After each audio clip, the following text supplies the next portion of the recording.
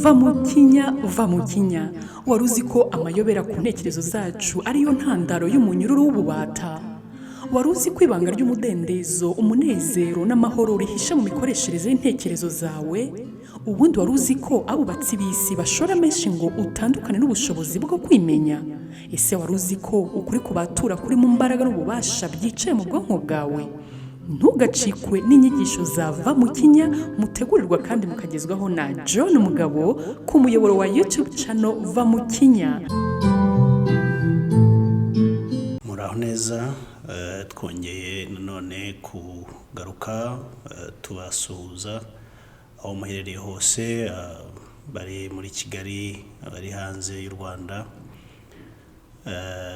Dutekereza ko muri amahoro kandi mufite cyangwa muri no mu buzima buzira umuze. Iki rero ni ikiganiro va mu kinya, episode ya kabiri ku cyigisho cyarekeranye no gusobanukirwa ibyo amadini cyangwa se ukwemera kwita abadayimoni. Si abadayimoni babaho, abadayimoni nibabaho babahe, baremwe nande cyangwa baremwa bate? Mu cyigisho cy'ubushize cyacu twabonye neza yuko ubwonko bw'umuntu uburyo bukoze bushobora kuba umwanzi wa nyirabwo, bushobora kuba igikoresho cyiza, bushobora no kuba igikoresho kibi. Ubwonko ntabwo wabutandukanya nawe ubwawe, ubwonko ni wowe, ibyo bita umutima. Mu Kinyarwanda ho amagambo menshi abura magenzi yayo, cyane cyane yo muri siyanse ya none. Ubundi icyo bita mind nicyo turimo tuganiraho uyu munsi. Mind rero ni ibitekerezo cyangwa imitekerereze, ntabwo ari ubwonko. Ubwonko wa brain nkuko mubizi ni urugingo rufite icyo rugomba gukora bijyanye no guhuza imikorere y'umubiri. Twabonye rero yuko mu by'ukuri intekerezo zawe zishobora guhindura imbaraga zigukoreramo cyangwa se wowe ubwawe ukoreramo, kubera yuko uremye mu buryo bushobora guhindura amashusho, ishusho y'uko usa imbere n'itegeka ishusho y'uko uri bugende, uri bunase hanze yawe, ishusho y'ibyo uri buvuge, ishusho y'uko uri bubare n'abandi, ishusho y'uko uri busubiza abandi, uri bwitware mu bibazo, bituruka ku ishusho y'intekerezo zawe. Twabonye ko rero ushobora guhindura ishusho y'ubwonko ku buryo bushobora kukubera umunyururu cyangwa se bushobora no kukubera imbaraga zikugeza ku mugambi cyangwa se ku mumaro ugomba kumara mu buzima bwo muri iyi si, mu buzima bw'abawe, mu buzima bw'igihugu. Byose biri muri ubwo buryo bw'ihindura nyashusho bukubamo. Twasanze yuko igitekerezo gitangira ari igitekerezo kikagera mu ijwi. Twabonye uburyo bigenda gikura. Abataragikurikiye muze mbasabye guhera ku cyigisho cya mbere nibwo turi busobanukirwe neza, kugeza aho gishobora kukubera umunyururu cyangwa se gereza ikurusha imbaraga, kikaguhindukira inkuta udashobora kumena, inkuta udashobora gusimbuka, ukicaramo aho ngaho ukaba imfungwa y'ibitekerezo. Twasobanukiwe rero yuko, cyangwa turaza kureba uburyo ushobora aho kugira ngo wicare muri iyo cell, muri uwo munyururu, hari uburyo ushobora kuwikuramo. ibyo bita, hari muri siyansi cyangwa se mu bumenyamuntu hari icyo bita cognitive science. Cognitive science ugeranije cyangwa ugenekereje mu buryo bwacu wabyita uburyo intekerezo z'umuntu zikoramo kandi zikanakoreshwa. Now, mufate urugero rw'igitabo muguze gishyashya, uguze mu iduka cyangwa muri supermarket, ukakizana gifite amapaje n'urugero nk'ijana cyangwa se 20, 30 biterwa n'uko kingana, ariko kitarandikwamo. Icyo gitabo kiba gifite amapaje atariho ikintu, amapaje yiteguye kwakira, yiteguye kwandikwamo, yiteguye gutangira umurimo wayo yakorewe cyangwa yaremewe. Uwo niwe muntu. Umwana iyo akiri mutoya hagati y'imyaka 2 kugera kuri 12 niho yubakirwa.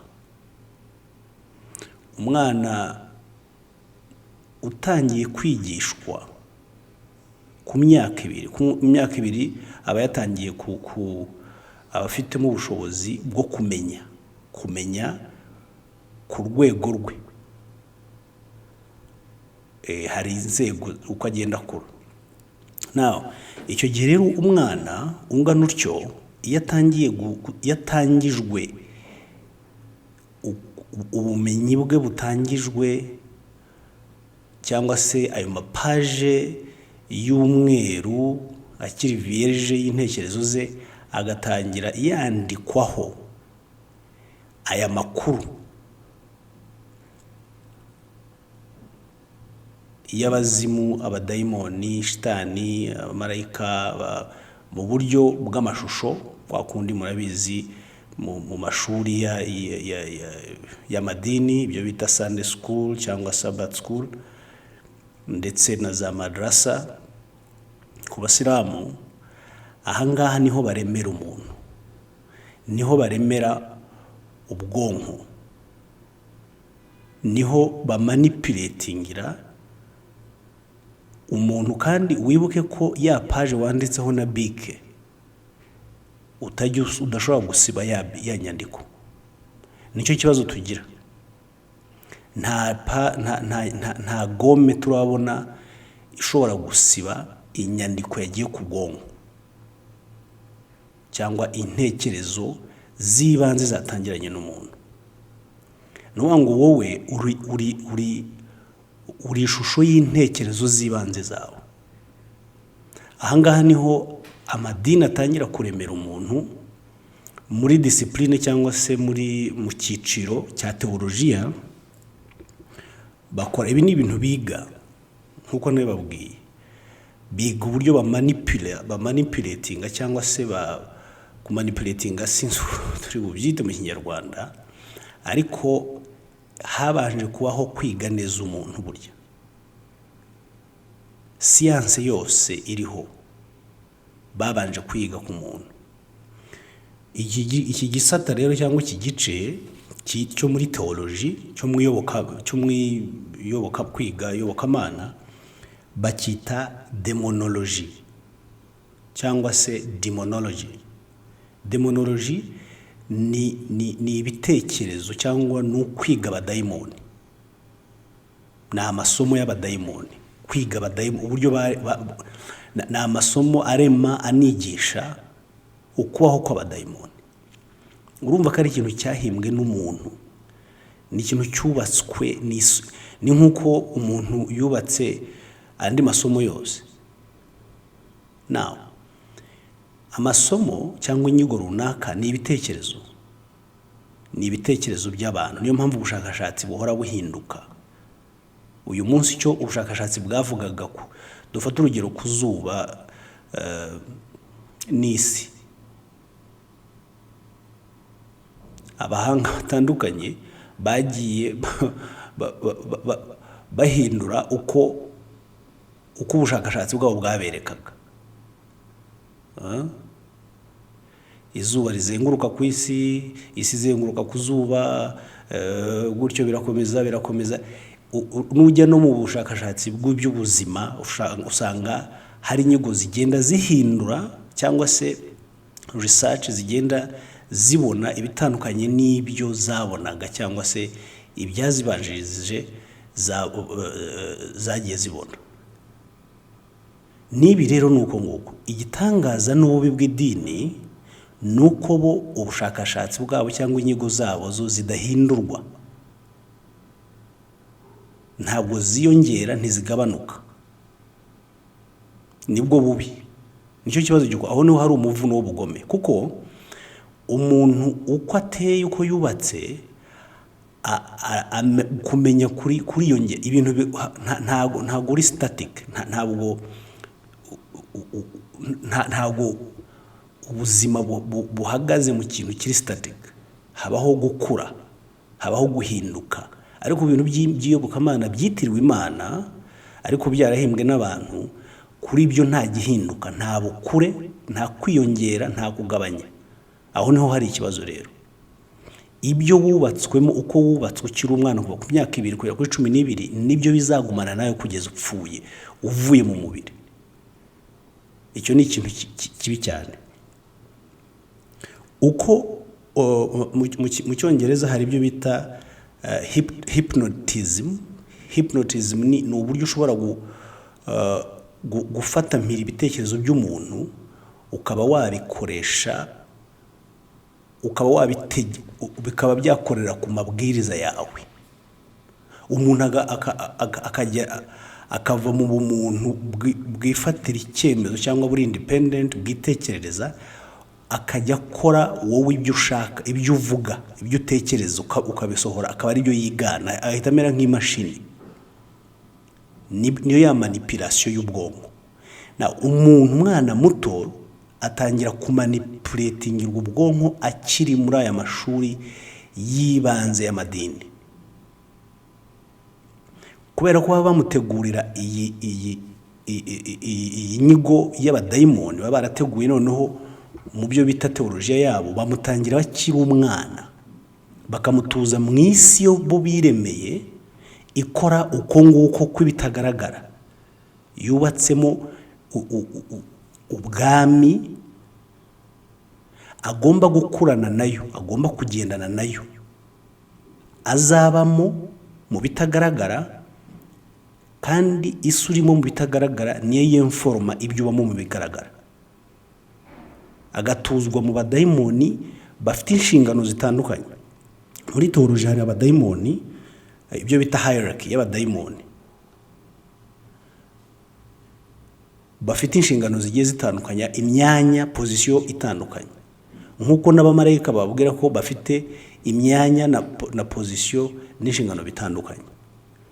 Hari ba Gabriel, hari ab'intambara, hari abamakuru, urumva iyo si yubatswe mu muntu akiri umwana, agifite amapaje ari mu busa, iragora cyane kuba yahindurwa akuze.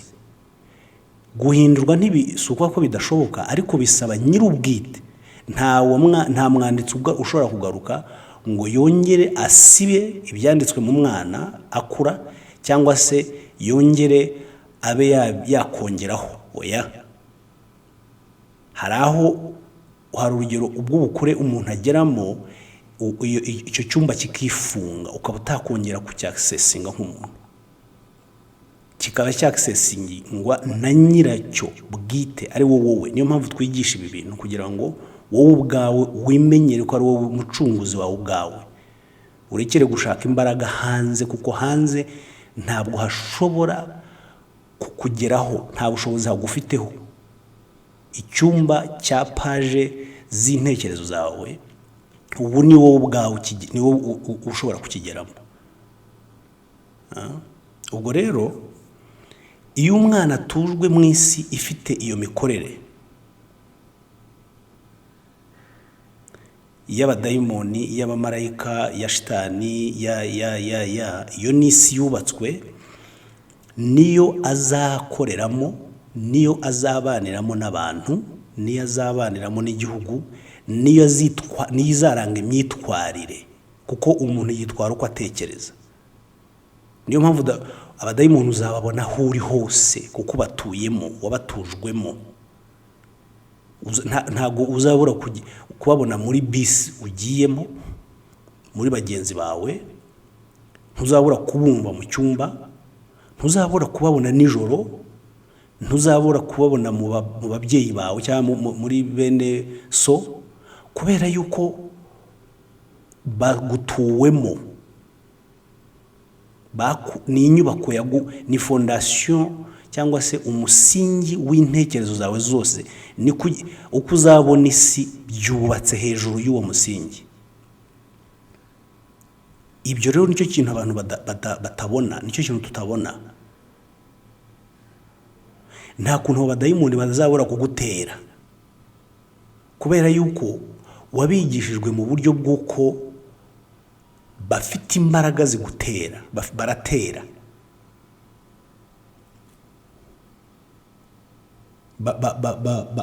Barwana.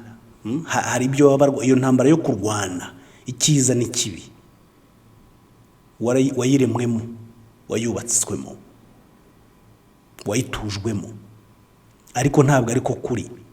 Igitangaza rero cy'ibintu nk'ibyo nuko uburyo ubibayemo n'ikinyoma kigeraho ngaho, iyo ryo cyagutangijwemo kigeraho ngaho kikaba ukuri kuri wowe, ukaba wanagipfira.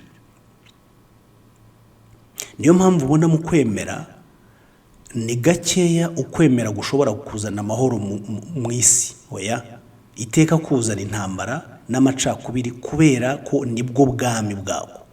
Habamo ubutware bwa shitani n'abadayimoni, hakabamo n'ubutware ngo bw'Imana n'abamarayika.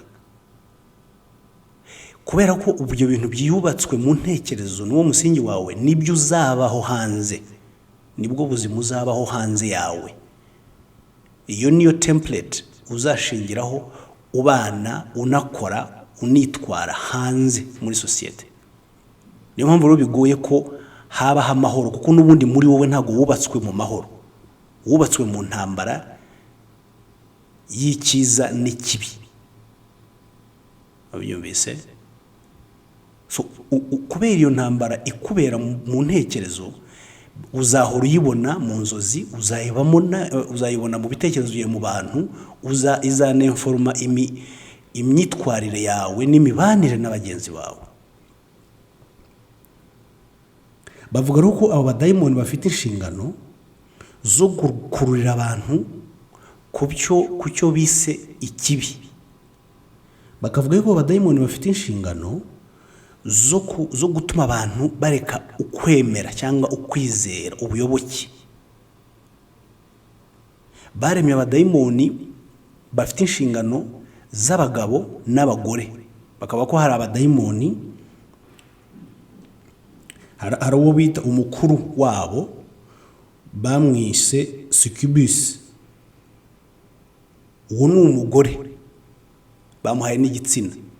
Ni umugore ufite inshingano zo kuremamo abantu ubusambanyi ku bagabo. Uhora ushaka, uwo niwe ufite ubwo butware. Uwo ni ukuvuga niba umukobwa cyangwa umugore agize aho ahurira n'irari ry'umubiri, ubwo ni dayimoni.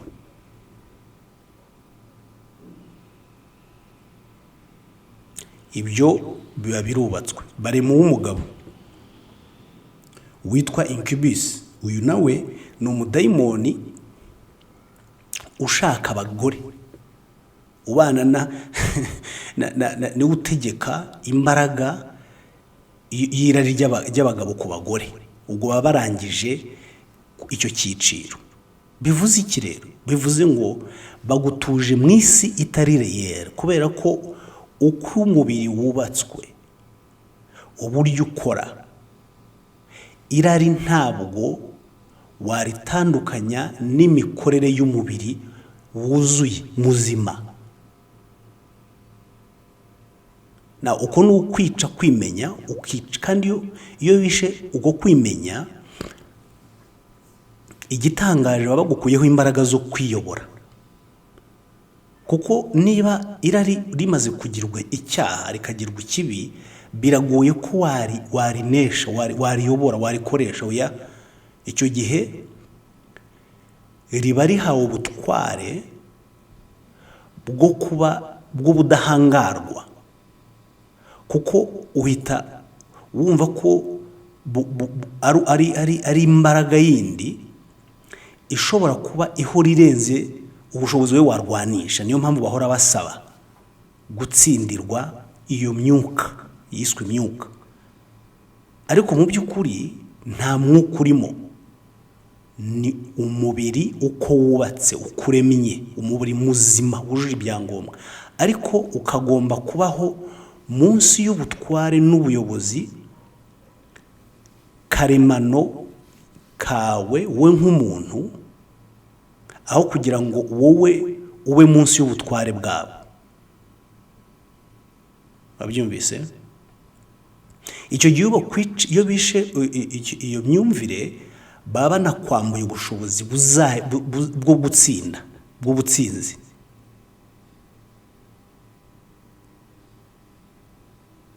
Teoloji y'abadayimoni rero iri mu byabase imitekerereze ya muntu. Igihe utayimenye kare, birangira wibaza icyakubayeho. Ugera ahantu ukumva yuko ibikurwaniramo ni ibituruka hanze, ni ibitererano, ugahora usaba imbaraga ibigukiza. Ibyo bintu baragushuka. Icyo ni cya kinyoma kiguhoza mu munyururu wabo, kuko ibi babyubakiye kugira ngo ugume mu butware bwabo. Nibo bashobora kugukiza ibyo bintu bikurwaniramo utazi, kandi bakakwereka ko we nta mbaraga ufite. Hora usenga, hora winginga, kandi nibo bonyine bahuza n'iyo misengere. Ubwo ni ubugome, ni ubutindi. Baragushuka, baragukonye kugira ngo bagukoreshe. Nababwiye, mpora ko ikimasa cyaba ari icy'inka, cyaba ari isekurume y'ihene, bayikona kugira ngo yitakaze. Noneho aho ive mu mwimerere kamerano rwayo, itangizwe mu mwimerere w'igikoresho, ibe igikoresho giserva inyungu za nyirayo. Ni uko nguko idini ryadukoze.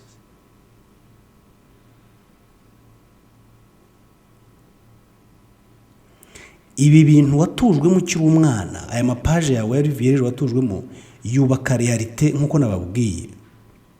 Iyo udashoboye kubyadresse hakiri kare ngo utangire kugira icyo ubikoraho, birangira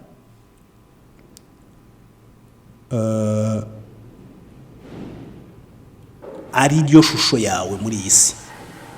Ibyo rero nshuti mukurikiye kino kiganiro, tugeze mu gihe cyo kwigobotora ubu buretwa. Tugeze mu gihe cyo kurwana no gusingira imbaraga yacu y'ubutsinzi twakuwemo, twambuwe, kandi binyuze mu buryo twubakiwe umusingi dutekererezaho. Uwo musingi, mbabarire, uwo musingi uracyari uwawe, uracyashobora kuwugarura. Nta muntu n'umwe ushobora kuwugeraho, ni wowe ubwawe. Nk'uko twabivuze, tuzajya dutanga inyigisho zitari ndende cyane kugira ngo hatajya habaho kurambirwa. Iyi ari episode ya nyuma y'icyigisho cy'abadayimoni. Mwabaza ibibazo uburyo bushoboka, nzajya mbasubiza mu mwanya nzaba mfite uwo ari we wose. Ariko mumenye yuko uko kuntu wubakiwe, hari uburyo ushobora gusohoka none muri icyo kintu. Uburyo ushobora kugisohokamo, naye babwiye, ni uburyo bwo kumurikirwa muri wowe ugasobanukirwa. Iyo usobanukirwe nibwo ushobora kubona umuryango gusohora muri iyo gereza, muri uwo munyururu, ukamenya ko nta kirwana nawe, nta kiba ufite, ahubwo ufite kutimenya, ufite kutamenya imbaraga ufite, n'amashusho ashobora kuba agize ukubaho kwawe kubitagaragara. Iyo wisobanukiwe ubona ko warwanaga n'ubusa, ubona ko ibyo wabonaga nk'abanzi wawe byari muri wowe.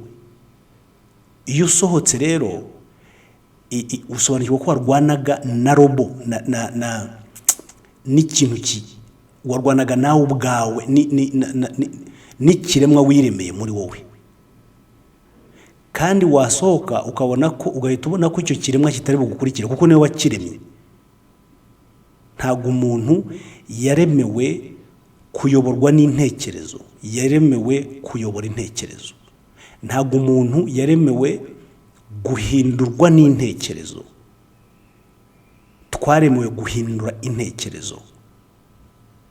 Ongera rero usubirane ubutware bwawe, ongera ube we wuzuye, va mu isi y'igihangano wahangiwe n'ababi. Mbita babi kuko bafite uburiganya, kandi uburiganya buriganya umuntu bukamukura mu murage we, mu mwimerere we by'iteka ryose, ndetse n'abamukomokaho.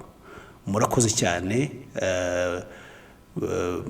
Ibibazo mwanditse ku kiganiro cy'ubushize narayibonye, ndaza gutangira kubisubiza. Nakagaruka ikiganiro Niva mu Kinya na John Mugabo.